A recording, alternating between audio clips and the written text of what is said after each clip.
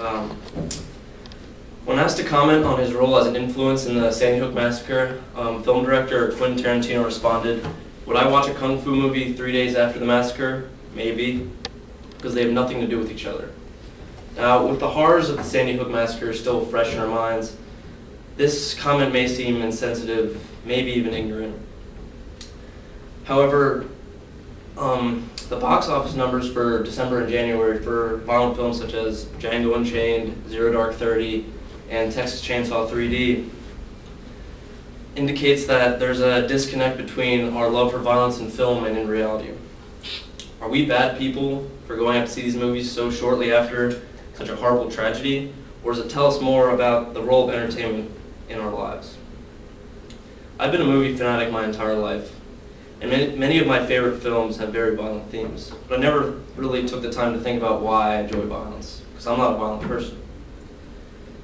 The immense box office numbers for violent films in the wake of the Sandy Hook tragedy indicates a disconnect between our love for violence in film and in reality, and has helped shed light on entertainment's role in our lives. To begin, it's important to look at the numbers. Just a week and a half after the Sandy Hook tragedy, Django Unchained scored almost $20 million just on Christmas Day, which was the third highest number in the history of the box office. A week and a half later, Texas Chainsaw 3D led the box office as well. These numbers are a bit confusing, considering the national conversation that's been going on about how media violence affects how we think and how our youth respond.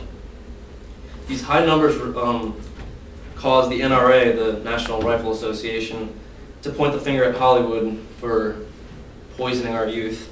They say that Hollywood films glorify violence and make shoot 'em up movies. They make shooting look cool, so a disturbed young kid will look at that and want to reenact that in real life. However, the extent to which violent entertainment influences our minds is no new topic. Dr. Gene Barrison from Massachusetts General Hospital is a leading researcher on this topic. And throughout all of his years of research, he's found no direct causal relationships between exposure to violent media and actual violence in real life. This lack of evidence leads to the question, how doesn't it make us violent? And why do people flock to the theaters so shortly after Sandy Hook? First reason is that people are able to separate fantasy from reality.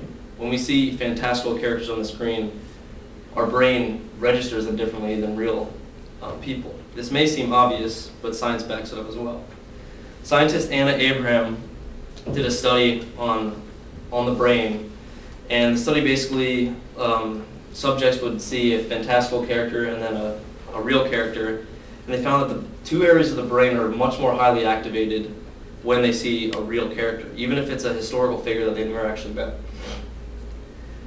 This goes to show that film serves more as a means for escape for people than a representation of reality.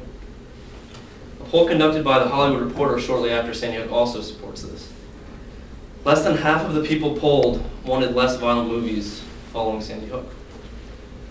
This basically proves that people don't attribute movies as the influence to these violent massacres.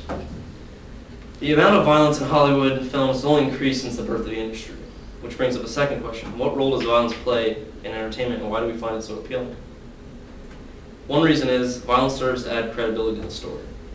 For example, Saving Private Ryan, the opening scene, many of you have seen this, it's the storming of Normandy on D-Day. It's a very violent scene, it shows limbs being blown off and blood everywhere.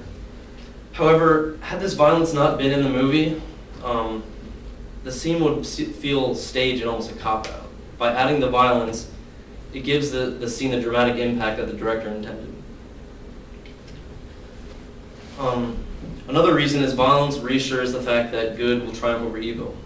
In a research essay from Jeffrey Goldstein of the University of Utrecht, he claimed that violence can be cathartic for an audience when an evil figure gets a violent comeuppance. It reassures us that good will triumph.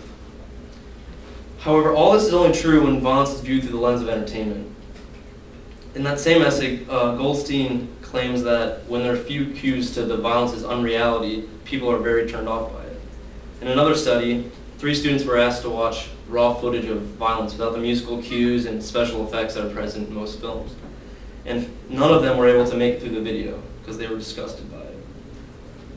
However, what he concluded from this is that emotions evoked from drama are much weaker than emotions from reality. For this reason, feelings of fear, disgust, and pity are pleasurable when watching a movie. However, they're deplorable in real life.